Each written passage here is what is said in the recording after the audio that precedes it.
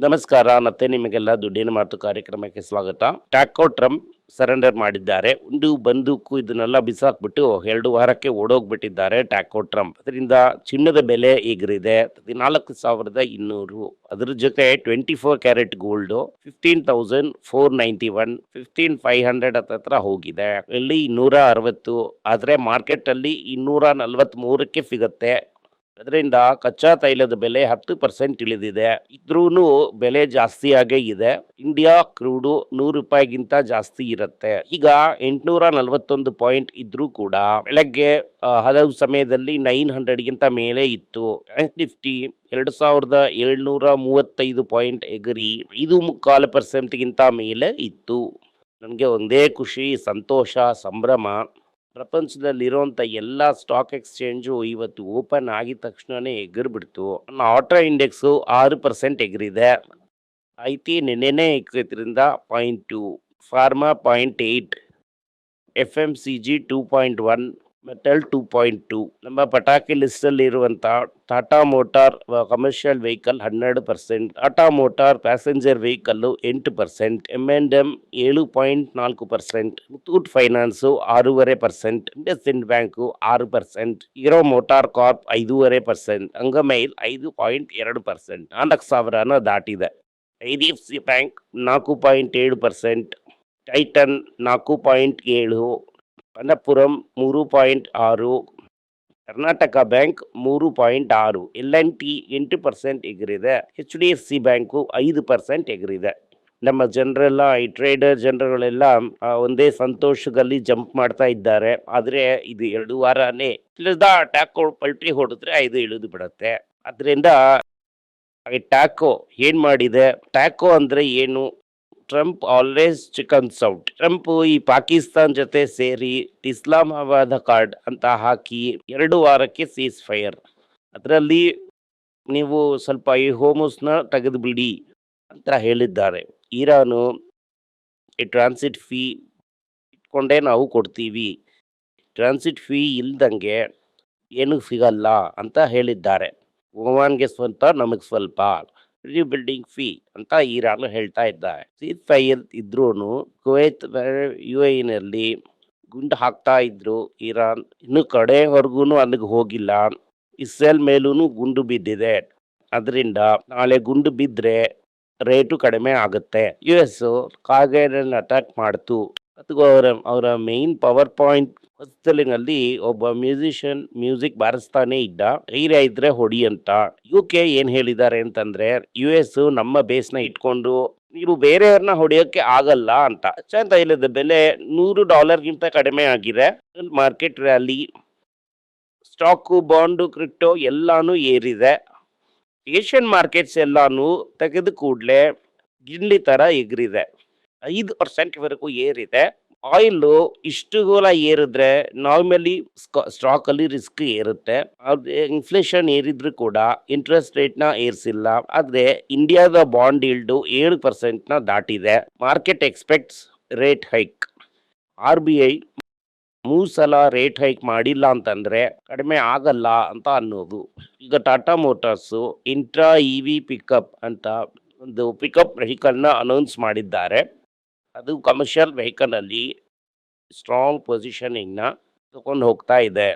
ಅಂದ್ರೆ ಏಸ್ ಗಾಡಿನಲ್ಲಿ ಸ್ವಲ್ಪ ಪ್ಯಾಸೆಂಜರ್ಸ್ನ ಕರ್ಕೊಂಡು ಹೋಗಿದ್ ರೀತಿ EV ಗಾಡಿನಲ್ಲಿ ಪ್ಯಾಸೆಂಜರ್ನ ಕರ್ಕೊಂಡು ಹೋಗ್ತಾ ಇದ್ದಾರೆ. ಅದರ ಬೆಲೆ 11.95 ಲ್ಯಾಕ್. ಅದರಿಂದ ಸೂಪರ್ ಆಗಿ ಬಿಸ್ನೆಸ್ ಓಡ್ತಾ ಇದೆ. Tata steel record production and deliveries, domestic growth, premium products ಇಟ್ಟು ಅದು ಏರ್ತಾನೆ ಹೋಗ್ತಾ ಇದೆ. ಟಾಟಾ ಟೆಸ್ಟ್ ಅಲ್ಲಿ ಇನ್ನು ತಕರಾರು ಮುಗ್ದಿಲ್ಲ. ಮುಗಿದ್ರೇನೆ ಕ್ಲಿಯರ್ ಆಗಿ ಹೇಗೆ ಲೀಡರ್ಶಿಪ್ ಇರುತ್ತೆ ಅನ್ನೋದು ಗೊತ್ತಾಗುತ್ತೆ. ಟಾಟಾ ಸನ್ಸ್ ಲೀಡರ್ಶಿಪ್ ಅಲ್ಲಿ ಚಂದ್ರಶೇಖರ್ ಏನು ಕೇಳೋದಿಲ್ಲ. ಲಾಸ್ ಮೇಕಿಂಗ್ ಬಿಸ್ನೆಸ್ ಇಂದ ಪ್ರೆಷರು. ಟಾಟಾ ಅಗ್ರತಾಸ್ ಬ್ಯಾಟ್ರಿ EV ಬಿಲ್ಡಿಂಗ್ಗೆ ದುಡ್ಡು ಬೇಕು. ಅದರಿಂದ EV ಎಕೋಸಿಸ್ಟಮ್ ಮೇಲೆ ಒಂದು ಲಾಂಗ್ ಟರ್ಮ್ ಬೆಟ್ಟು. ಆಟೋ ಇಂಡಸ್ಟ್ರಿನಲ್ಲಿ ರೇಸ್ಗೆ ನಂಬರ್ 2 ರೇಸ್ಗೆ ಇದೆ. ಇಯರ್ ಫುಲ್ ಆಗಿ ನೋಡಿದ್ರೆ ಮಹೀಂದ್ರ ಅಂಡ್ ಮಹೀಂದ್ರ, 6 ತಿಂಗಳು ನೋಡಿದ್ರೆ ಟಾಟಾ ಲಾಂಗ್ ಟರ್ಮ್ ಪೊಸಿಷನ್ ಅಲ್ಲಿ ಇದ್ರು. ಇದನ್ನ ಹೇಗೆ ಹೋಲ್ಡ್ ಮಾಡೋದು ಅಂತ ನೋಡೋಣ ಅಂತ ನೋಡ್ತಾ ಇದ್ದಾರೆ. ಟ್ರ್ಯಾಕ್ಟರ್ ಬೆಲೆಗಳು ಕೂಡ ಏರುತ್ತೆ. ಬೇರೆ ಎಲ್ಲಾ ಗಾಡಿಗಳ ಬೆಲೆ ಏರೋ ರೀತಿ ಟ್ರ್ಯಾಕ್ಟರ್ ಬೆಲೆನೂ ಕೂಡ ಏರಿಸ್ತಾ ಇದ್ದಾರೆ. ಅಲೆಯಾನ್ ಜ್ಯುವೆಲರ್ಸ್ 64% ರೆವೆನ್ಯೂ ಗ್ರೋತ್ ಆಗಿದೆ. ಟೋಟಲ್ ಆಗಿ ಮ್ಯೂಚುವಲ್ ಫಂಡ್ ಅಲ್ಲಿ ಕಲೆಕ್ಟ್ ಆಗಿರೋದು 71.5 ಲಕ್ಷ ಕೋಟಿ. ಇದು ಮಾರ್ಕೆಟ್ ಅಲ್ಲಿ 20% ಗ್ರೋತ್ ಇದೆ ಅಂತ ಹೇಳ್ತಾ ಇದ್ದಾರೆ. ಆಕ್ಚುಲ್ ಮ್ಯೂಚುವಲ್ ಫಂಡ್ಸ್ ಇತ್ತು ಅಂತ ಅಂದ್ರೆ ಈ ಬಂಪ್ ಅಲ್ಲಿ ಅದನ್ನ ಕೊಟ್ಬಿಟ್ಟು ಬಾಂಡ್ ಆಗಿ ಬದಲಾಯಿಸ್ಕೊಳ್ಳೋದು better. Non banking finance company MSME loans stress ಜಾಸ್ತಿ ಆಗಿದೆ. ಬೇಸಿಕಲಿ ಏನು ಅಂತಂದ್ರೆ ಈ MSME ದುಡ್ಡನ್ನ ಕಟ್ಟಕ್ಕಾಗ್ದಂಗೆ ಕಷ್ಟ ಪಡ್ತಾ ಇದ್ದಾರೆ. ಇಂಟೆಲ್ ಎಲಾನ್ ಮಸ್ಕ್ ಜೊತೆ ಕೈ ಜೋಡಿಸಿ ಚಿಪ್ ಪ್ರಾಜೆಕ್ಟ್ ನಲ್ಲಿ ಸೇರಿ ಪಾರ್ಟ್ನರ್ ಮಾಡೋದಾಗಿ ಹೇಳಿದ್ದಾರೆ. ಅದರಿಂದ ಇಂಟೆಲ್ ಸ್ಟಾಕ್ ಕೂಡ ಏರುತ್ತೆ. ಓವರ್ ಆಲ್ ಆಗಿ ನೋಡಿದ್ರಿ ಅಂತಂದ್ರೆ ಇವತ್ತು ವರ್ಲ್ಡ್ ವೈಡ್ ಎಲ್ಲಾ ಸ್ಟಾಕು ಎಗರುತ್ತೆ. ಡೌ ಫ್ಯೂಚರ್ಸ್ ಅಲ್ಲಿ ಎಗರಿದೆ. ಸ್ವಲ್ಪ ರಿಸ್ಕ್ ಪ್ರೀಮಿಯಂ ಕ್ಯಾಪಿಟಲ್ ಮಾರ್ಕೆಟ್ ಒಳಗೆ ತಿರ್ಗಾ ಬರುತ್ತೆ. ಸೊ ಯಾವ ಟೆಕ್ನಾಲಜಿ ಸ್ಟಾಕ್ಸು ಮ್ಯಾಗ್ನಿಫಿಸೆಂಟ್ 7 ಇದೆಲ್ಲಾನು ಏರುತ್ತೆ. ಡೌ ಫ್ಯೂಚರ್ಸ್ 1000 ಪಾಯಿಂಟ್ಗಿಂತ ಮೇಲೆ ಅಪ್ಪಲ್ಲಿದೆ. ಇವತ್ತು ಮಿಕ್ಕಿ ಬೆಳಗ್ಗೆ 2900 ಪಾಯಿಂಟ್ಸ್ಗಿಂತ ಮೇಲೆ ಅಪ್ಪಾಗಿತ್ತು. South Korean index 7.5% up. Taiwan ರೇಟೆಡ್ 4.3% ಅಪ್ಪು. ಇದನ್ನೆಲ್ಲ ನೋಡುವಾಗ 3-3.5% ಅಪ್ಪೇನೆ ಇಂಡಿಯನ್ ಮಾರ್ಕೆಟ್ಟು ನಿಲ್ಲಿಸಿ ನಿಧಾನವಾಗಿ ಮಾಡ್ತಾ ಇದ್ದಾರೆ. ಯಾಕೆ ಅಂತಂದ್ರೆ ಈ ಪ್ರಾಬ್ಲಮ್ ಸಾಲ್ವ್ ಆದ್ರೂ ಕೂಡ ಇಂಡಿಯಾದ ಪ್ರಾಬ್ಲಮ್ಸ್ ಇಮಿಡಿಯೇಟ್ ಆಗಿ ಸಾಲ್ವ್ ಆಗೋದಿಲ್ಲ. ಬಿಟ್ಟ ಮೇಲೆ ಎಕ್ಸ್ಪೋರ್ಟ್ಸ್ ನಾರ್ಮಲೈಸ್ ಆಗೋದಕ್ಕೆ 1 ತಿಂಗಳಿಗಿಂತ ಮೇಲೆ ಆಗುತ್ತೆ. 2 ತಿಂಗಳಿಗೆ ನಡೆದಂತ ಇಂಪೋರ್ಟ್ ಶಾಕು ನಮಗೆ ತೊಂದರೆ ಕೊಡುತ್ತೆ. ಇನ್ನು ಕೂಡ ಆಯಿಲ್ ಫ್ರೀ ಆಗಿ ಇಂಡಿಯಾದೊಳಗಡೆ ಬಂದಿಲ್ಲ.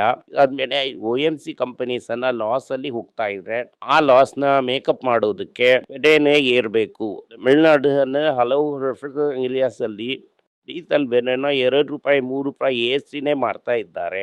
ಇದೆಲ್ಲಾನು ಮಾರ್ಕೆಟ್ ಅಲ್ಲಿ ಪ್ರೆಷರ್ನ ಕ್ರಿಯೇಟ್ ಮಾಡ್ತಾ ಇದೆ.